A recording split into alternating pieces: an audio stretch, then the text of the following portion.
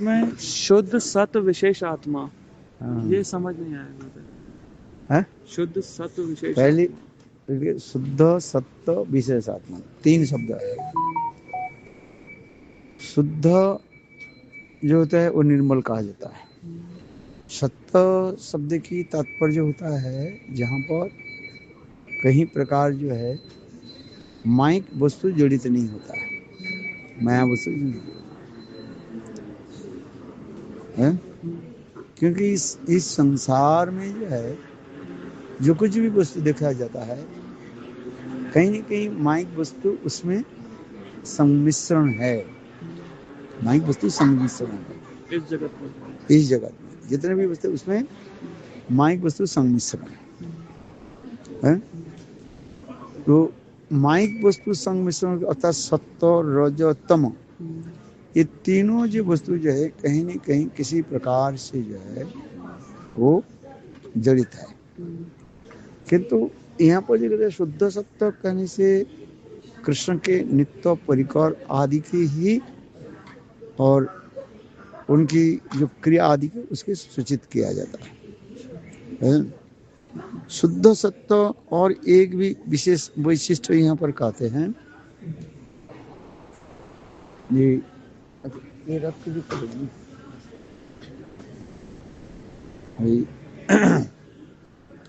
शुद्ध सत्य की एक विशेष वैशिष्ट जो है वो भगवान की जो नित्य परिकर आदि है, परिकर जो है, तो भगवान के नित्य परिकर आदि और उनकी धाम क्रिया आदि सब शुद्ध सत्य से ही जुड़े हुए प्रकाशित होता है। उसमें चैतन्य चैतन्य में प्यार भी लिखा है, शुद्ध सत्य आदि जो तो परिकार आदि को, जैसे नंद जसोदा सुबल सीदाम आदि ये सब शुद्ध सत्य के द्वारा प्रतिष्ठित है। क्योंकि यहाँ पर किसी प्रकार माइक वस्तु के साथ उनके योग नहीं है।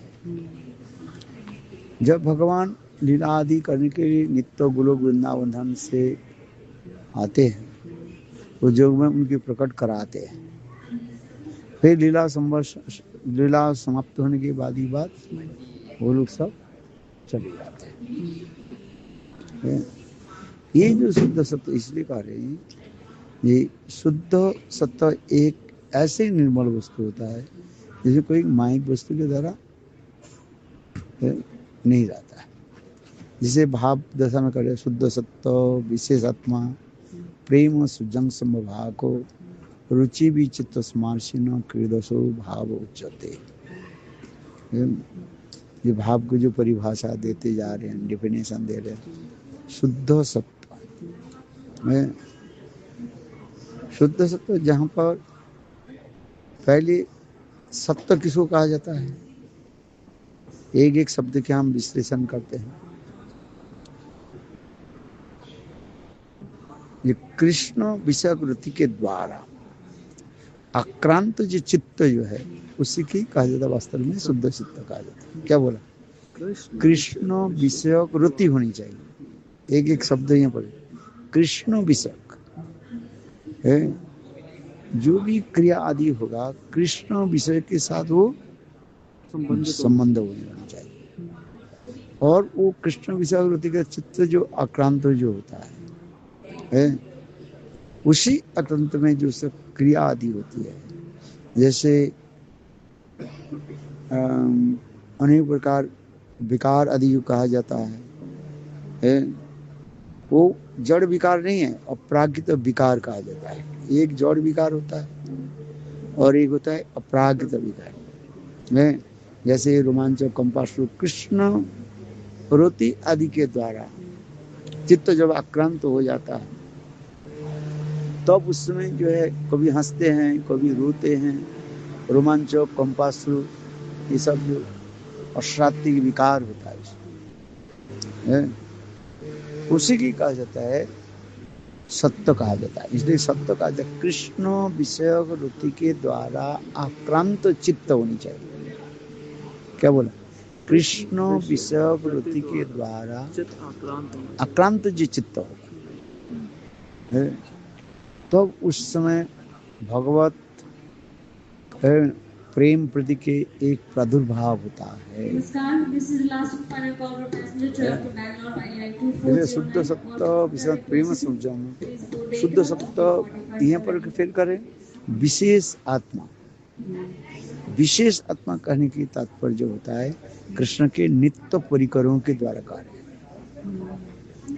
अर्थात संधिनी के ऊपर संबित और ह्लादिनी आकर के जब प्रतिफलित होता है तब उसमें ये समस्त क्रियादि उत्पन्न होता है। इसलिए करें कि संधिनी के ऊपर संबित, संधि माने फाउंडेशन करते हैं, और संबित माने चिद ज्ञान, चिद बल आ जाता है। भगवत विषयक ज्ञान आदि होता है, तत्पदार्थ ज्ञान, तम पदार्थ ज्ञान, ये दोनों प्रकार की ज्ञान उसमें रहता है। क्योंकि यहाँ पर हम भगवत शब्द यूज करते हैं, भगवत शब्द होने के वहाँ पर तत्पदार्थ तम पदार्थ लिखे गए हैं। तत्पदार्थ कहता है भगवत तत्व ज्ञान, तम पदार्थ जो है वो जीव होगा, क्योंकि भगवान और जीव दोनों में एक दूसरे से जो है इंटर रिलेटेड रहता है। इसलिए इसी के कार्य भगवत तत्व तम पदार्थ और तम पदार्थ भगवत विषय होनी चाहिए। इसलिए जैसे कृष्ण के नित्य परिकर आदि है, नंद जसोदा सुबल सुदाम, इनकी जितनी भी क्रिया आदि जो है सब भगवत तत्व से संबंधित है। भगवान छोड़ करके, कृष्ण छोड़ करके और किसी में इनके चित्त मन नहीं जाता है। ये कि इनकी गोदहन से लेकर के गाय दहन, गोदहन आदि है, उनकी चलना फिरना सभी कृष्ण विषयवृत्ति के द्वारा हो जाता है। इसलिए ब्रह्म से कथा गानम, कथा यदि हो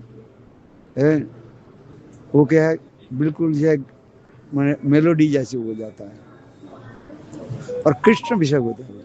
इसमें से जो कृष्ण यदि विषय नहीं हो है वो दोष हो जाए। इसलिए कृष्ण विषय होनी चाहिए। इसलिए कृष्ण विषय वो सब कृष्ण छोड़ करके और किसी वस्तु के साथ वो संबंध नहीं रहता। इसलिए कृष्ण विषय वृत्ति के द्वारा आक्रांत चित्त, जैसे नंद महाराज ब्रजवासी लोग जो भी करते हैं उनकी क्रिया आदि सब कृष्ण के साथ युक्त रहते हैं। जैसे इस संसार में हम भौतिक जगत में रहते हैं, हम लोग जितने भी क्रिया आदि करते हैं कहीं कहीं नहीं माया के साथ हमें युक्त रहता है। अपने माता पिता भाई बंधु स्त्री पुत्र परिवार खानदान पीन जो कुछ भी करते हैं इस संसार में सत्य रजतम गुण के द्वारा जगत है। कभी हमारे हृदय में सात्विक भाव आता है, कभी राजसिक भाव आता है, कभी तामसिक भाव आता है, क्रोध आदि आ जाता है, तामसिक भाव आता है, अहं बुद्धि आ जाता है, मैं हूँ रजगुण आ जाता है, कभी धीर स्थिर शांत भी भाव दिखाई पड़ता रहता है तो सात्विक भाव दिखाई पड़ता रहता है। भोजन पान आदि जो हम लोग के कहीं न कहीं सात्विक राजसिक तामसिक गुण में ही रहता है, किंतु अपराधिक चित्त में कृष्ण उल्टे विपरीत हो जाता है। जैसे नंद महाराज की जो कुछ भी क्रिया आदि जो है वो कृष्ण विषय है। कृष्ण की क्या चीज अच्छा लगता है, कृष्ण के सुख हेतु वो लोग सारे व्यवहार आदि करते हैं। ये चैतन्य चरितामृत कृष्ण सुख हेतु गोपी सब करे व्यवहार। तो संसार की जो व्यवहारिक जो वस्तु जो है सब कृष्ण सुख के लिए होता है। कृष्ण की कोई कौन वस्तु अच्छा लगता है, यद्यपि कृष्ण की यदि कोई वस्तु अच्छा भी नहीं लगे है, जहाँ पर व्यतिरिक्त रूप में दिखाया जाता है, अन्य व्यतिरिक्त रूप में देखा जाए, किंतु वो भी कृष्ण सुख के लिए होता है। जैसे माँ जसोदा गोपाल को स्तनपान नहीं करा रही है, हैं, और कृष्ण रो रहे हैं कि जो कृष्ण जो रो रहे हैं, ये रोना कृष्ण की सुख नहीं है, इसलिए कृष्ण रो रहे हैं। कृष्ण रोने की तात्पर्य क्या है, क्यों रो रहे हैं कृष्ण? न कृष्ण की सुख नहीं हो रहा है, कृष्ण भूख में करे मैया मुझे भोजन कराओ, और माँ यशोदा कर रही है ये मैं काम समाप्त कर लूं तुमको भोजन मैं कराऊंगी, है? पर कृष्ण की भूख में जो तड़पना है ये भी कृष्ण सुख के लिए होता है? हाँ समझिए। क्योंकि आपने बताया था कि जो दूध को बचाने गई हैं उस दूध से पनीर दही और वो सब कृष्ण की जो कुछ भी कहते इसलिए कहते हैं कृष्णार्थे अखिल चेष्टा परायण और कृष्णार्थे अखिल भोगत त्याग। भक्ति राज्य में यही जो दो वस्तु के लेके चलते, कृष्णार्थे अखिल चेष्टा परायण और कृष्णार्थे अखिल भोगत त्याग है। ये कृष्ण के लिए अनेक वस्तु हम त्याग दे रहे हैं। अच्छा बताओ नंद, हम तो पॉजिटिव समझ लेते हैं कृष्णार्थे अखिल चेष्टा, कृष्णार्थे अखिल भोगत त्याग क्या है? कौन वस्तु त्याग देते हैं? कि हम अपने सुख का ना सोच के सिर्फ कृष्ण का सुख का नहीं वो है कौन वस्तु, उदाहरण की तरह समझाओ।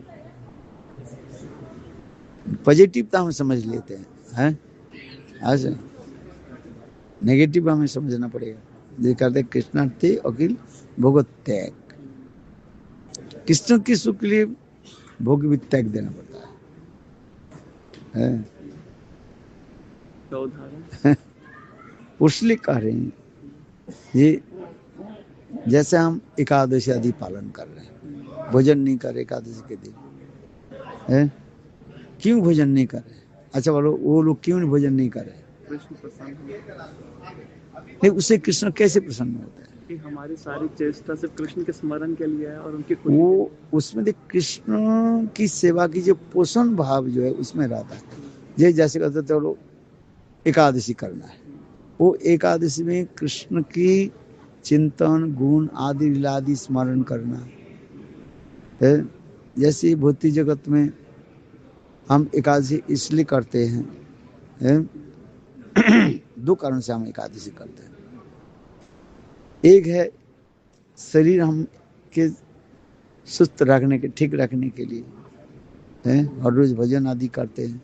एक दिन भोजन नहीं करें तो हमारे शरीर ठीक स्वस्थ रहते और ज्ञान आदि और ठीक रहता है, पाचन क्रिया आदि होता है। मशीन को 24 घंटा चलाते एक थोड़ा विश्राम दे तो। नमस्कार, this is last and final boarding call for passenger traveling to Leh by Air India flight 3425. I request all the passengers to board the flight through gate number 42A without any further delay.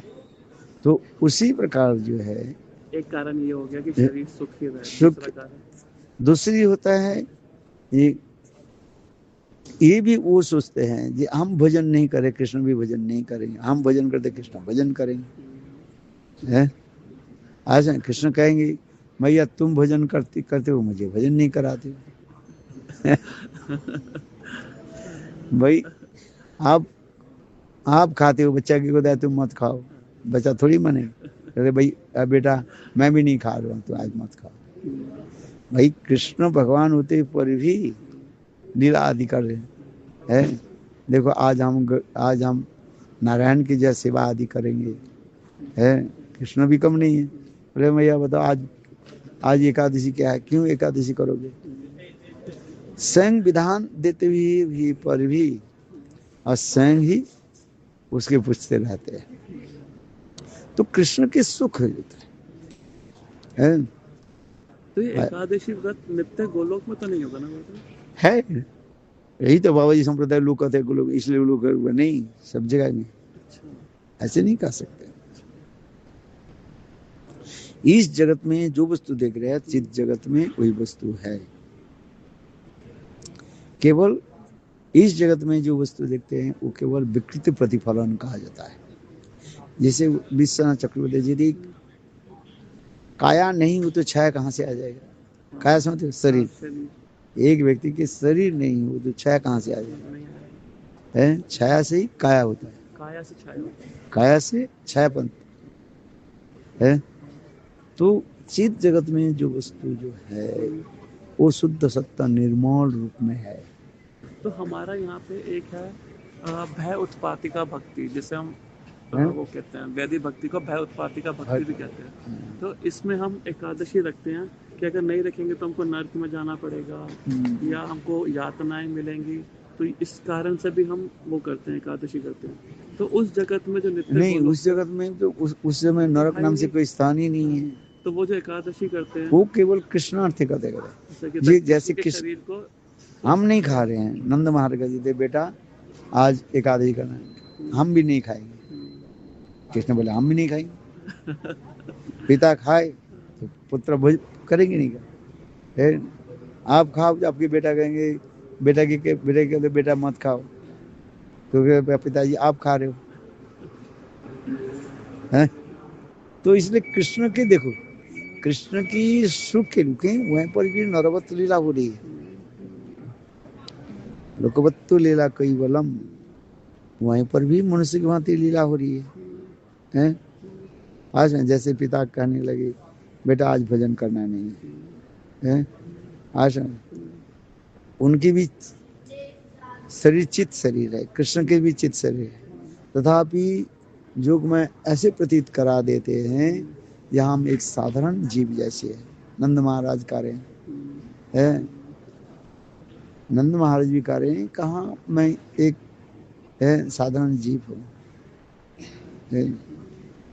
क्योंकि ये यदि नहीं हो उसमें लीला आगे नहीं होगा। ऐश्वर्य बुद्धि रहने पर प्रेम की सौंदर्य माधुर्य शिथिल हो जाए, ऐश्वर्य शिथिल प्रेम नहीं मोर होता है।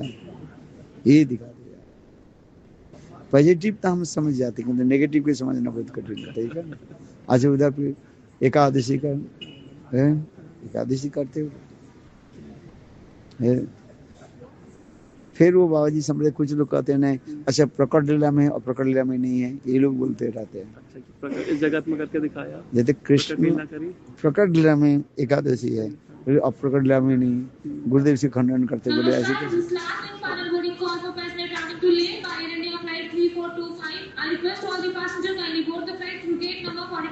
प्रकट और प्रकट इतना ही जो है लीला की वैचित्रता दिखा जाता है। इसलिए प्रकट लीला में जो है अप्रकट गोलोक में वही है, तो कोई भेद नहीं है प्रकट अप्रकट लीला। अभिमान तो भेद नहीं है प्रकट और अप्रकट लीला में भी तो भेद है, भेद नहीं रखते। अच्छा, सिर्फ इतना ही है कि दूरगत और निकटगत नहीं तो सेवा की बारी में वो तो दूसरी प्रसंग है। अच्छा, वैसे कोई भेद नहीं है।